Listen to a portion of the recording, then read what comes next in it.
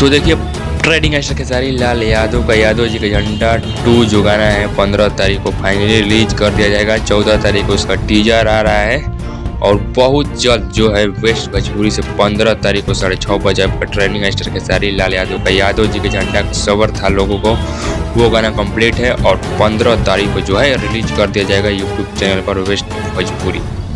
और उसका poster motion poster छोड़ दिया गया है वेस्ट भोजपुरी से कल ही, और उसका टीजर आज छोड़ा जाएगा 14 तारीख को शायद दोपहर में, और 15 तारीख को फाइनली उसका जो है गाना छोड़ दिया जाएगा। कोमल सिंह उसमें है और कृष्णा बेदर्ती लिखे हैं और विनय विनायक जो म्यूजिक दिए हैं और कोमल सिंह उस पर फीचरिंग किए हैं। और आपका ट्रेंडिंग एक्टर खेसारी लाल यादव का आवाज़ में वेस्ट भोजपुरी से आ रहा है बहुत जल्द।